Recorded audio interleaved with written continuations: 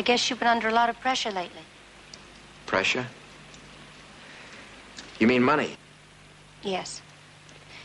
Is that part of the trouble between you and Susan? Not directly. Would you like a drink, Catherine? No, thank you. Well, I think I'm going to have another one. I still haven't gotten the chill out of my bones. What do you mean, not directly? Oh. It bugs me. I mean, not being able to give Susan the things I'd like to.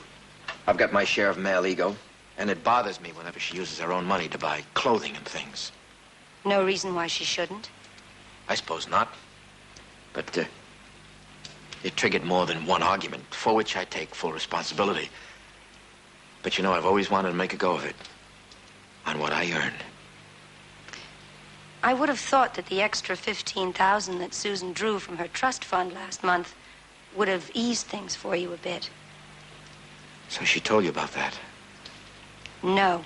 My attorney did. I see. Well, some of my creditors were getting a bit nasty. Speaking of lawyers, did you know that Susan's planning to see her lawyer tomorrow about the divorce? Well, I suppose I'm not all that surprised. A divorce now would put you in a bind, wouldn't it? I guess. I haven't thought that much about it because it's not going to happen.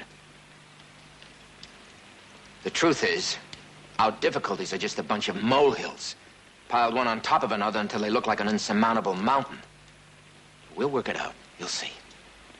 Those molehills. Money and other women.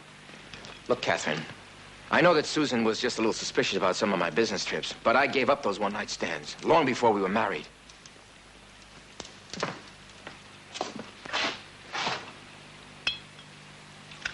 Ben, I found Susan's keys and her wallet upstairs. I can't imagine why she would have gone out without them. Well, she has another set of keys.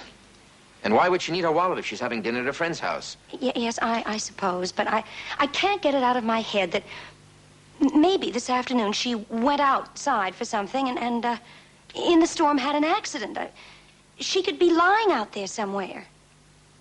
Your imagination's working overtime. Okay. It'll make you feel better. I'll go out and look.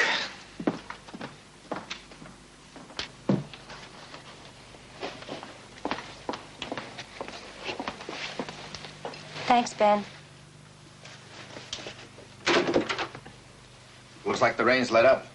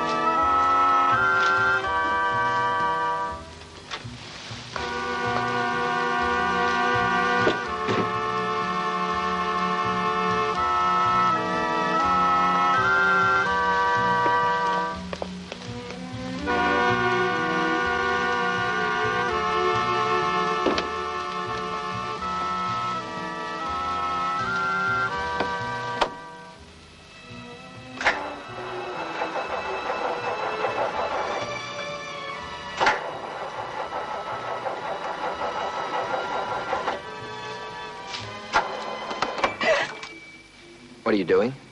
What's got into you, Catherine? Where do you think you're going? Suddenly, I just couldn't sit there any longer. Ben, I'm frightened. Of what? Something terrible has happened to Susan. I know it. I'm sure of it, Ben. If I could just get to the police and tell them. Catherine, you're not making any sense.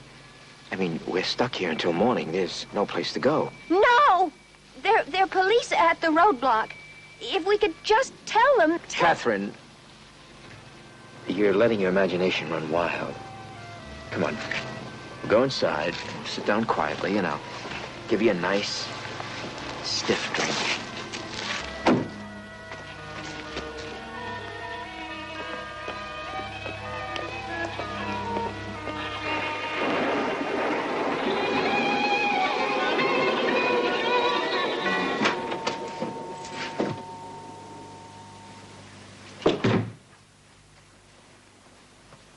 Come on.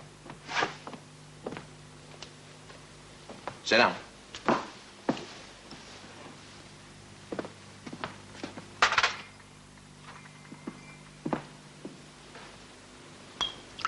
Here we go.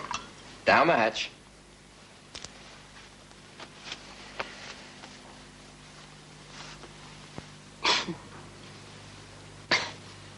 One more. All of it this time. I'll be all right in a minute. In a minute. If you drink that all down. Come on.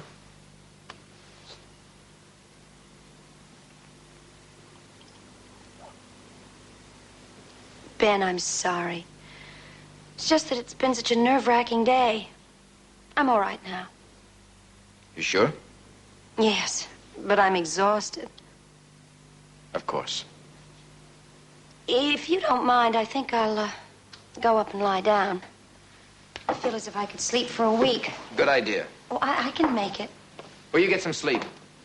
I'll wake you when Susan gets home. Catherine, the phone company's probably repairing the lines right now.